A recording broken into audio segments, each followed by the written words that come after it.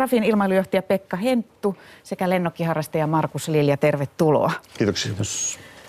Mikä tässä pöydällä nyt on? Tämä Markus, sinun lennokki on se päätermi, mutta mitä muuta se on? Se on multikopteri virallisesti, eli näillä nimillä kutsutaan näitä, missä on useampi roottori, eikä 3 tai enemmän. Niin on multikoptereita ja ne, missä ne toimii erittäin hyvin, on kuvausalustoina. Eikä voidaan ottaa ilmakuvaa, laadukasta ilmakuvaa ja voidaan käyttää eri tarkoituksiin ja voidaan varustaa erilaisia kameroilla myös. Ja se on lennokki nimenomaan siksi, että sä oot harrastaja, et käytä tätä ammattikäytössä. Kyllä. Pekka Henttu, mikä on, jos on ammattikäytössä, niin silloin ei olekaan enää lennokki, silloin puhutaan ilma-aluksista. Joo, tässä tapauksessa miehittämätön ilma-alus ja todellakin Markuksen laite käytettynä ammattimaisesti kaupalliseen käyttöön on ilma-alus, miehittämätön ilma-alus ja sitten harrastekäytössä lennokki. Kuulostaa järeältä. Kuinka paljon Suomessa tällaisia ilma-aluksia tai lennokkeja on? Tiedetäänkö sitä? Kuulin erään kansainvälisen esitelmän syksyllä ja siinä mainittiin varsin selkeästi ja mielenkiintoisesti, että asukasmäärään nähden meillä olisi 4. eniten näitä laitteita Suomessa. Että se oli mielenkiintoinen tieto. Markus, mikä sun tuntuma on, kun harrastat, että paljonko tunnet harrastajia? No kyllä mä erittäin paljon tunnen ja täytyy sanoa, että niin Suomen maassa on tosissaan paljon yleistynyt nämä laitteet. Tarkkaa tilastohan näistä ei mitään ole, että miten paljon myydään ja yritykset ei tietysti paljastakaan myyntilukuja, mutta voin sanoa, että paljon on olemassa laitteita ja paljon harrastajia. Tällä hetkellä kuka tahansa voi ostaa vai onko mitään säädöksiä? Kyllä vaan. Lennokki, ostaa ja lennä. Tämä on periaate tällä hetkellä, kyllä. Onko tämmöinen lennokin lentäminen ihan kuka tahansa voi sitä tehdä vai onko se vaikeaa? Sitä voi kuka tahansa tehdä, mutta en sanoisi, että se olisi helppoa. Se vaatii kokemusta, harjoittelua ja sen kautta sitä kokemusta syntyy ja se tulee turvalliseksi harrastukseksi. Onko nämä tämmöisiä tyypillisiä malleja lennokille, että se on tämän kokoinen, tämän painoinen, kamera on siellä? Joo, eikä silloin kun puhutaan kuvauskoptereista, niin tämä on hyvin tyypillinen kokoluokka. 350-sarjalainen, mikä on 35 senttimetriä halkasijalta, se on ensimmäinen, mihin voidaan laittaa GoPro-tason kamera kiinni. Ja siitä ylöspäin nämä kokoluokat kasvaa kokonaisuudessaan. Että jos halutaan ilmakuvasta harrastaa, niin tämä on hyvin tyypillinen kokoluokka siihen puoleen. Trafi, liikenteen turvallisuusvirasto, on sorvaamassa nyt säädöksiä. Teidän mielestänne joitakin tarvitaan. Tällä hetkellä ilmeisesti ei ole paljon mitään. Mitä halutaan muuttaa? No, pieni tarkennus siihen, että tällä hetkellä on tietysti lainsäädäntöä se, että kaikkia ilmailuun niissä tapahtumat vahinkotapaukset käsitellään vahingonkorvauslain pohjalta. Eli tällaista säädöstöä tietysti on ja yksityisyyden suojaan riippuvaa lainsäädäntöä on. Mutta lennokkien osalta ilmailussa ei juurikaan sitten muuta ole tällä hetkellä. Ja tarvitaanko sääntöjä? No siinäpä se kyllä tietysti täytyy tässä ajassa kun eletään, täytyy olla selkeä peruste, että sääntöjä laaditaan. Se on pelin henki ehdottomasti. Ja nyt sitten tietysti meitä huolestutti yleisen joukon päällä lentäminen. Se on kaikkein turvallisuusmielessä vakavin asia ja huomasin, että vakavat harrastajat ja myöskin ammattilaiset ovat samaa mieltä kanssamme. Se on sellainen asia, johon varmasti puutumme. Ja niin kuin sanoit, niin kysymyksessä on luonnos, josta me juuri nyt haetaan sitten osaajilta, harrastajilta, ammattilaisilta mielipidettä, miten meidän tulisi tämä asia hoitaa. Tuosta väkijoukon päällä lentämisestä, Markus, ymmärrätkö sen rajoituksen? Olisiko se väkijoukon päällä ei saa lentää totaalinen kielto?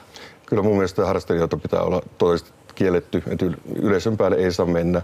Se tavallaan itsestäni tuntuu maalaisjärjen käytöltä, että ihmisten päälle mennä lentelee, koska harrastajaluokan laitteessa ei ole välttämättä sellaisia turvavarusteita, millä voidaan tehdä täysin onnistunut turvallinen hätälasku, jos ollaan ihmisjoukon päällä. Ammattitason koptereissa tilanne on toinen. Mitä muita halutaan säätää kuin tätä väkijoukkoasiaa? No, tämä on tietysti ensisijainen ja sitten meillä on tietysti luonnoksessa tuotu muutama elementti sisään, jossa on etäisyys- ja korkeusrajoituksia ja nyt me kuunnellaan sitten harrastajia ja asiantuntijoita, miten tämä asia tulisi hoitaa. Näin se tietysti tässä vaiheessa mitä esitätte korkeudeksi tai etäisyydeksi? No kaiken kaikkiaan koskien myös tätä ammattitoimintaa, niin korkeuden ylärajana olisi 150 metriä, joka on sitten lentokoneille minimi, eli alaraja. Eli saataisiin ne pysymään erossa toisistaan. Ja sitten etäisyytenä olisi 500 metriä näköyhteys myös ammattilaisille. Ja tämä ammattilaisuuden 500 metrin näköetäisyysvaatimus, niin se on kansainvälinen lähtökohta ollut toiminnalle. Miltä kuulostaa harrastelijasta nämä rajoitukset? Kyllä ne ihan järkeviltä kuulostaa, koska jos ajatellaan korkeutta, niin tuossa lentoliikenne menee 150 metriä ylöspäin. Ja siinä jos ajatellaan multikopteria 500 metrin päässä lennättää, niin se on jo hyvin pitkälle annettu joustovara, koska multikopteri on aika pieni piste 500 metrin päässä. Se on vaikea hahmottaa, jos ei ole kokemusta. Kokemuksella pystyy lennättämään kyllä sielläkin pituudella. Nyt on ollut uutisissa viime aikoina ulkomailta tämmöisiä keissejä. Esimerkiksi keväällä Pariisin yllä lenteli lennokkeja ja viimeksi Disneylandin yläpuolella lennokkia lennättänyt mies pidätettiin, taisi olla viime viikolla. Miksi muualla koetaan nämä lennokit näinkin vaarallisina? Onko siellä jotenkin tiukempi suhtautuminen, esimerkiksi Ranskassa kuin meillä? No, tässä on ennen kaikkea turvakysymykset, eli kerätäänkö tietoa, joka saattaa olla kriittistä yhteisölle, yhteiskunnalle. Ja kyllä meilläkin on asiaan puututtu sikäli, että meillä on valmistunut asetus, jossa asetetaan kieltoalueita muun muassa valtioneuvoston rakennusten ympärille ja muutamaan muuhunkin kriittiseen paikkaan. Ja perinteisesti meillä on ollut myöskin ydinvoimaloiden yläpuolella tällaiset. Ja tähän on kiinnitetty meille myöskin huomiota ja nähdään tämä turvaelementti, ei niinkään turvallisuus, vaan turvaelementti. Mutta Trafi kannattaa aika tällaista liberaalia, myöskin kaupallista innovaatiota suosivaa mallia, jos ymmärsin oikein, että ei haluta säädellä liikaa. Miksi ajattelette näin myönteisesti kuitenkin? Tässä ajassa meillä on tietysti omassa ministeriössämme selkeät linjaukset siitä, minkälaista sääntelyn tulee olla äärettömän yksinkertaista ja kaikki turha karsittuna pois, hyvin perusteltua.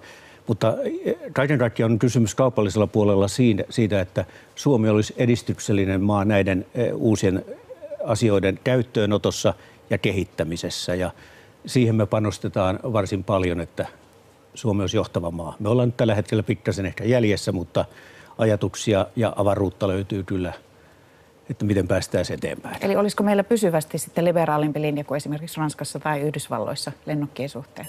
No lähtökohtaisesti, koska nyt on kehitysvaihe, niin ehdottomasti siihen me pyrimme. Mutta sitten aika näyttää, kun kansainvälinen säädöstö tulee myöskin kattamaan nämä, niin meidän tehtävämme on siinä maailmassa sitten viedä eteenpäin tätä liberaalia ajatusta, johon ollaan saatu paljon tukea kylläkin. Mitä visioitte, miten näitä tulevaisuudessa, mitä kaikkia tarkoituksia kuvittelette, että näillä on? No kyllähän siis käyttötarkoituksia on paljon, eli ilmakuvassa on hyvin pieni osa sitä, mihin näitä tällä hetkellä käytetään. Toki siinäkin on paljon, eikä on TV-mainontaa ja ihan harrastelijatason kuvausta. Se, mitä näihin voidaan laittaa kiinni, on lämpökameroita, joilla voidaan tehdä joko rakennusten lämpökuvauksia, tai voidaan etsiä kadonneita maastosta, tai avustaa pelastusviranomaista tulipalopaikalla sen lämpökameran avulla. Ja toki tavarankuljetus on yksi. Se, miten siihen sitten suhtaudutaan, niin sen aika näyttää, että mikä sääntely siihen tulee. Eli postipaketin voisi tuoda tällä johonkin haja-asutusalueelle esimerkiksi? Kyllä vaan, ja sehän on Suomen liikennejärjestelmälle, niin tällä tulee olemaan merkittävä osuus tulevaisuudessa. Mutta ajatushan, Markus viittasi hyvin ja erilaisia sensoreita voidaan kantaa mukana ja vain taivas on rajana tälle toiminnalle. Mutta yleisesti ottaen sanoisin, että voidaan tehdä sellaista toimintaa, joka on joko perinteisin keinoin vaarallista tai ei ole taloudellista. Ja sitten tietysti nämä uudet innovaatiot, mitä tehdään, niin nehän on aivan huimia ja näkemyksiä on. Ja tietysti meillä on tällä hetkellä mielenkiintoinen kokeilu, joita me halutaan viedä eteenpäin oman hallinnon alan puitteissa. On esimerkiksi sähkölinjojen tarkastukset myrskyn jälkeen. Sillä on laaja yhteiskunnallinen merkitys ja tällaisille me halutaan tehdä tilaa nyt. Eli tulee tietenkin mieleen myöskin tiedustelua, urkintaa, juuri tätä yksilön tietosuojaa uhkaavaa toimintaa.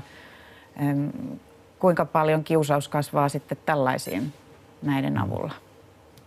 No varmasti jonkunnäköinen riski on, mutta sanotaan, että harrastelijoiden käytössä laitteet, niin ei niillä kuvata oikeastaan muuta kuin maisemia.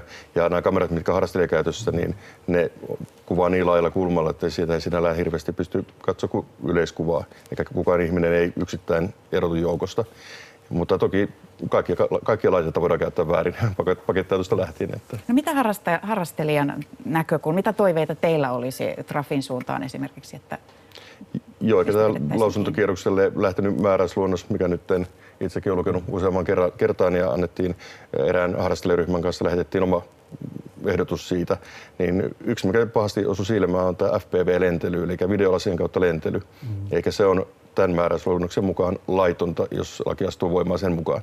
Ja FPV-lentely on sinällä aika suuri osa harrastusta, koska siitä on tulossa pieni kilpailumuoto, jossain vaiheessa voi tulla jopa suurempi multikopterilennättäjille. Eli tämä on vaarassa sitten Joo, meidän tarkoitus ei tietenkään ole tällaista estää kehitystä, ei missään nimessä, vaan katsotaan, miten päästään eteenpäin. Ja tämähän on arvokasta, niin kuin Markus sanoi, että tehdään ehdotus. Ei pelkästään kritisoida, vaan ehdotus. Tämä on nykyaikaa ja näin meidän pitää menetellä. Kiitoksia teille haastattelusta.